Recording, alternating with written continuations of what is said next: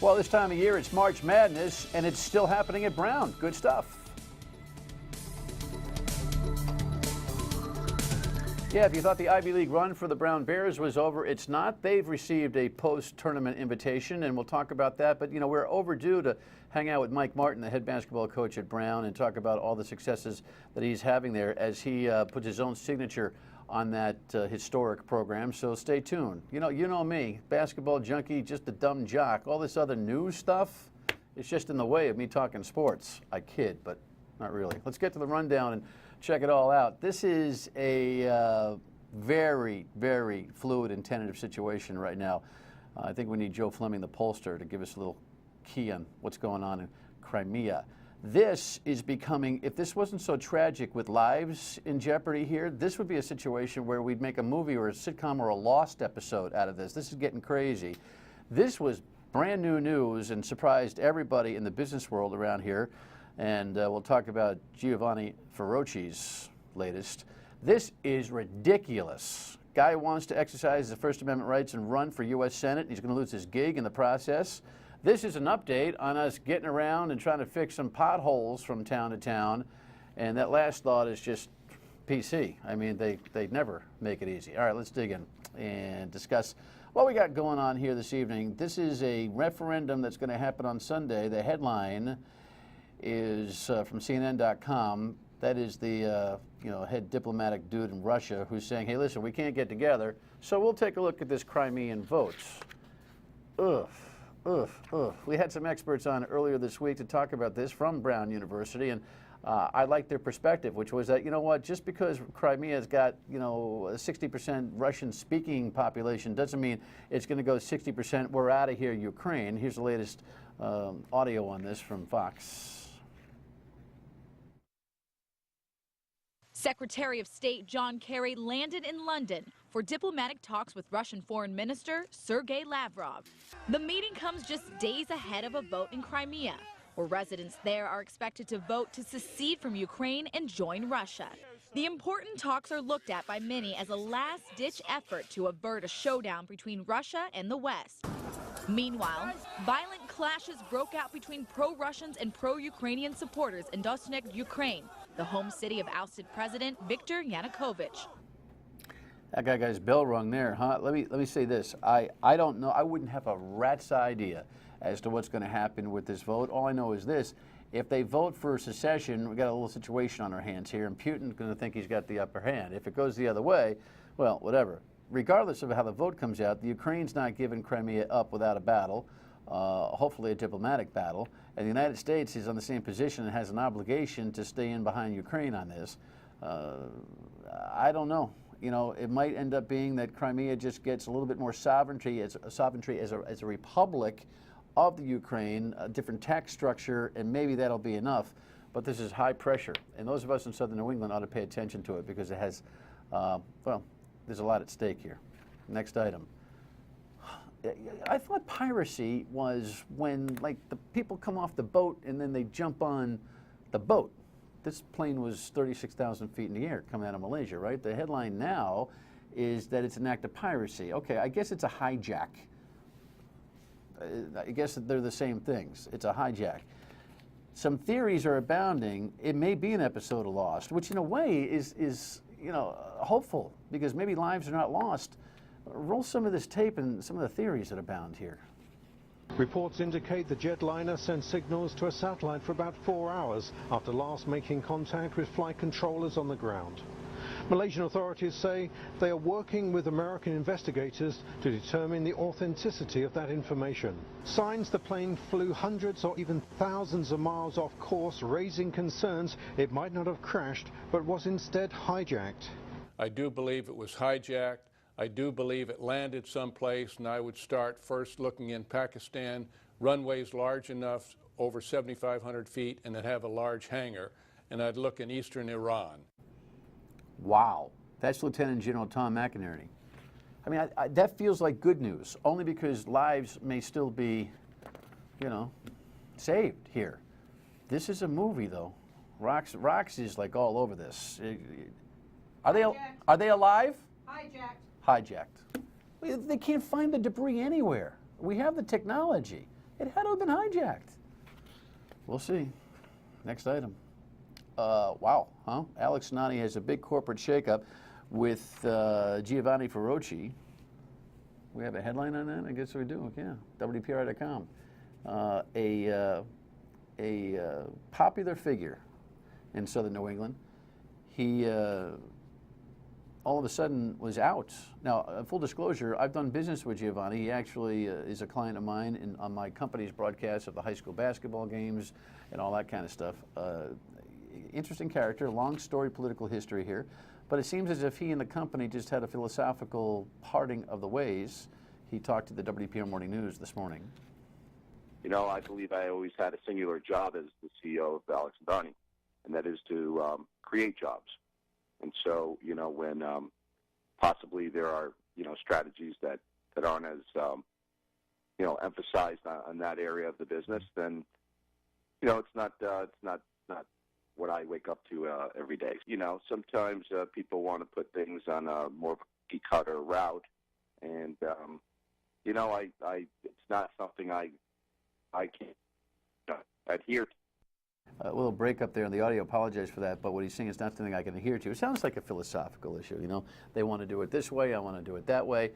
I got to tell you something. They've taken that company from $5 million in gross sales to 200 and some odd million in gross sales, and they're, my guess is he got a good enough package to go, and when Dan Yorke's state of mind reaches that kind of revenue level, and you want to pop me, first tee. I'm ready.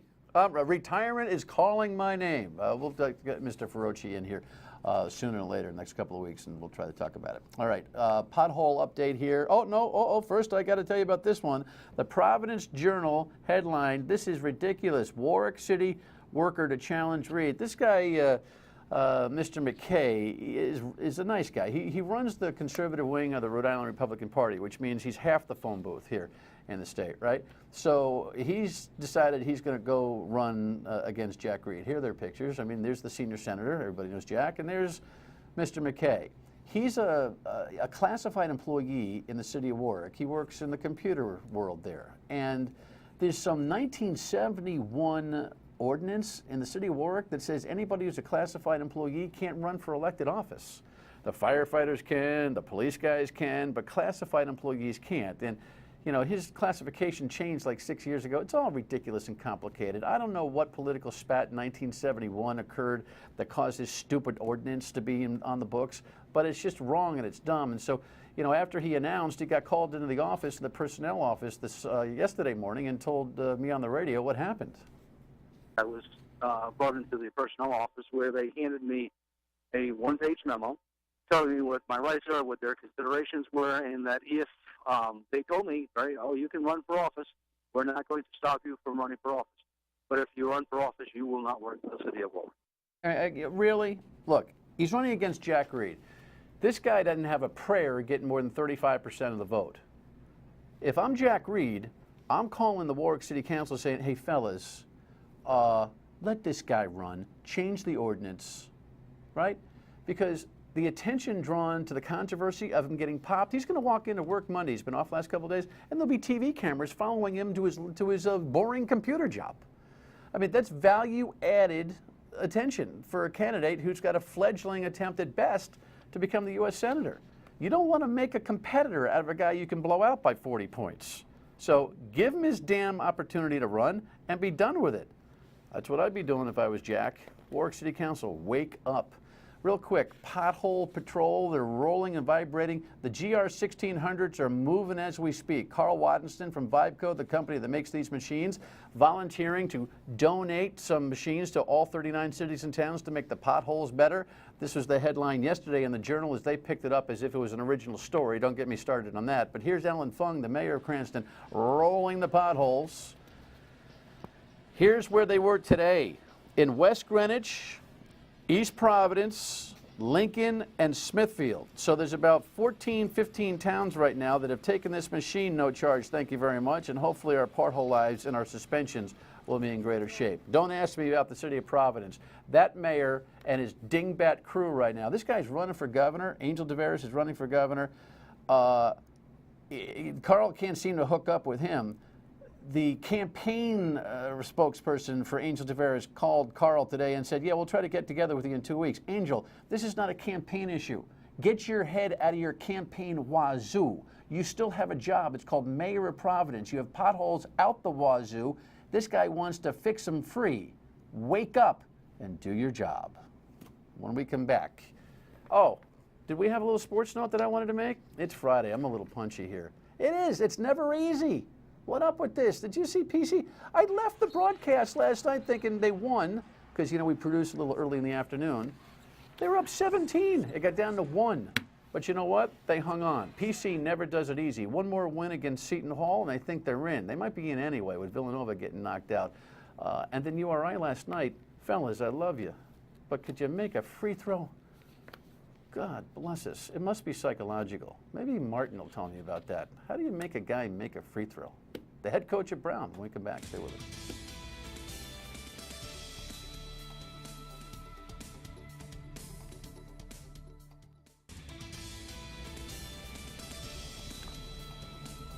So there is the head coach at Brown University, the Brown Bears. I got a special fondness for this. I still call him young man because I knew him when he was this young. Here's the headline: good news for Brown. They got a ball game still left in the opening round of what's called the CollegeInsider.com tournament, or the CIT. So on Patty's Day, have yourself a green beer and get over to the Brown Bears at the Pizzatola Center. Congratulations on another good season. Thanks, Dan. Thanks for having me. This has been a fun story for you. I mean, we're overdue. I mean, it's not like you just got into town in year 2 now, finishing off your second season. But I'm not going to sit here and drag him into the show to reminisce about him. But I knew Mike when he was young. His dad and I did business together in Western Mass. His father employed my wife at his travel agency. And so I have a real fondness for the Martin family, and I've seen you grow as a player at Brown, a high school player at Brown. You left, you got your stripes, and as a really young guy, you're a head coach, and you look like you've been at it for 30 years, for crying out loud. Thank you. No, it's good to be here on the show with you. Great seeing you after some time away from each other, but thrilled to be at Brown. Obviously, thrilled to be back on College Hill, a place that I have great memories of. And getting that gig must have been like, what?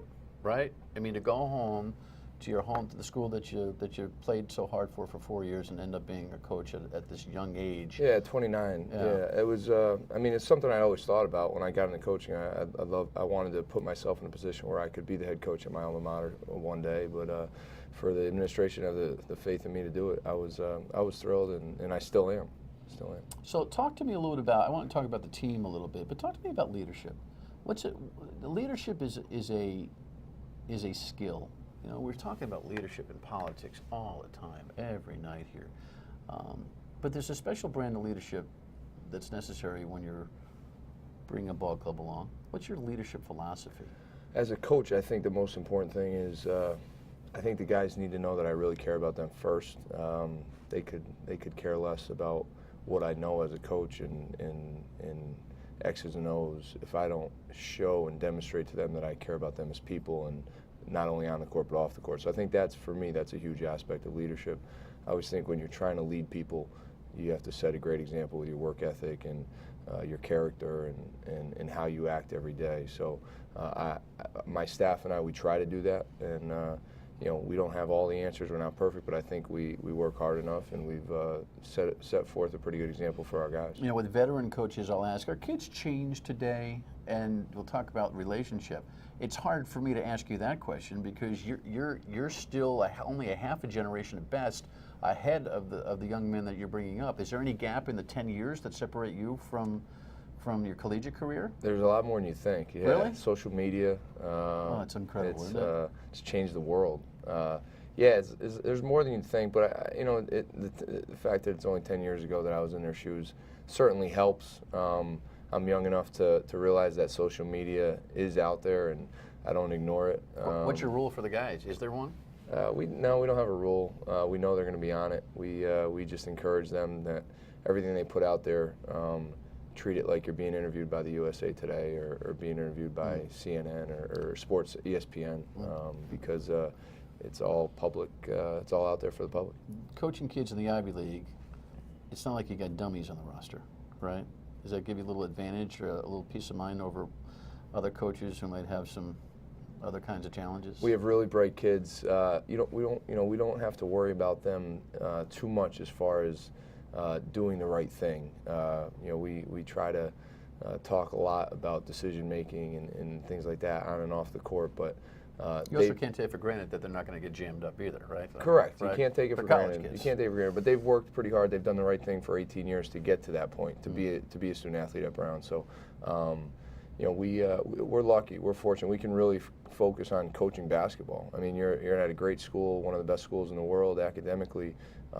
We can really focus on helping them become the best basketball players they can be, as opposed to worrying about too much about them getting in trouble. How important is it for an Ivy League basketball player to be a great basketball player when they know most of them aren't going to advance to the next level, and most of them are getting degrees that are going to earn them buco bucks anyway? Yeah, I think that's a challenge, is finding the guys it's really important to. I think that's how we're going to be successful here.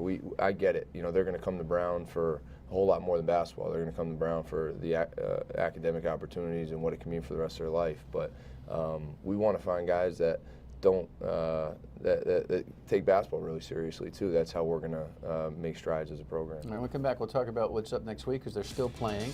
Talk a little bit about the rest of the collegiate field and why you ought to go to a Brown game. Stay with us.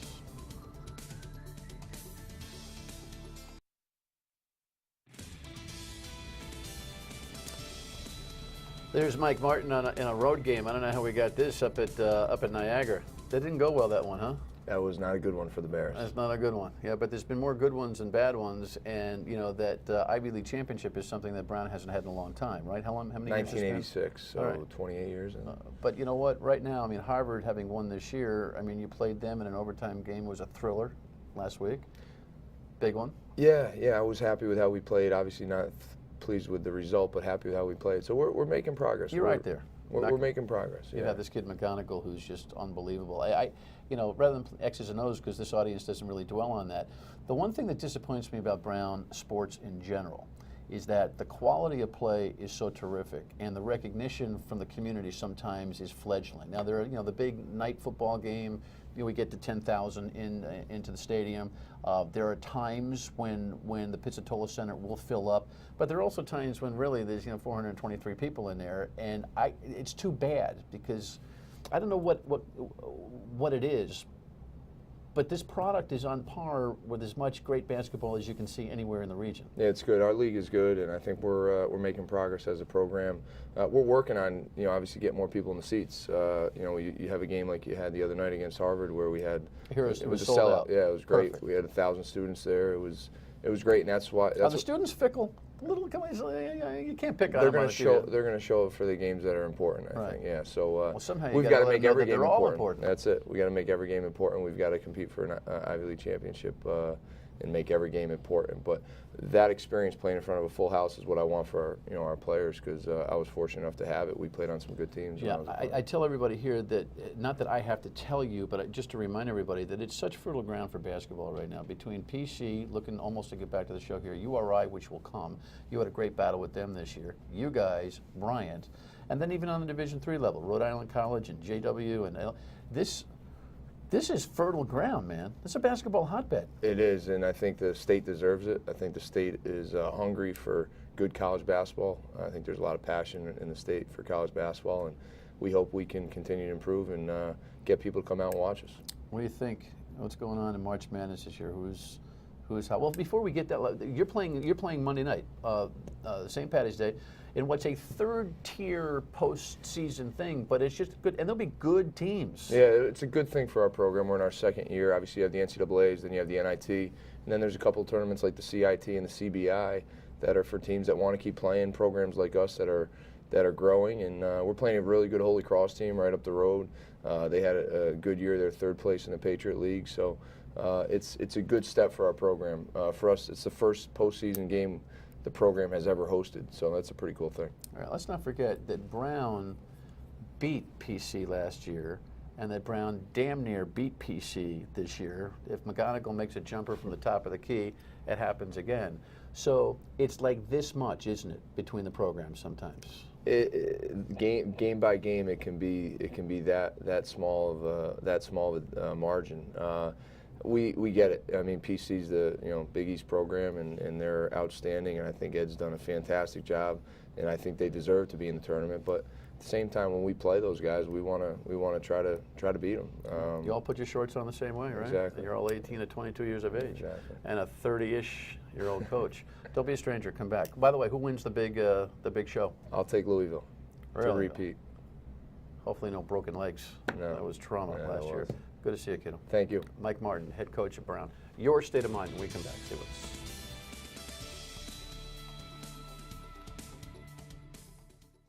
To your state of mind, always important to get your feedback. This is how you get in touch with the program. 228-1886. Leave us a voicemail. Email me at stateofmind@myritv.com. Facebook post, Dan Yorke Show, tweet, same thing. And here is, what is this, a Facebook post, Jess? Is that what we got here? From Facebook, Joanne writes, I believe Angel Tavares is ignoring the offer about the pothole fix because he won't stand for anyone saying you finally took Dan Yorke's advice. Well, you know what? There may be an element of truth to that. I offer my advice unsolicitedly and often here. Every once in a while, I might actually be right. And if Angel Tavares wants to lead his city in a better way, he'll care not about the messenger, but the message, which is fix the potholes. Simple as that. All right, you have a great weekend. Be careful on St. Paddy's Day weekend. When we come back Monday, we'll talk about some good stuff in the race. That's 7:30, Monday, MyRI TV. Bye.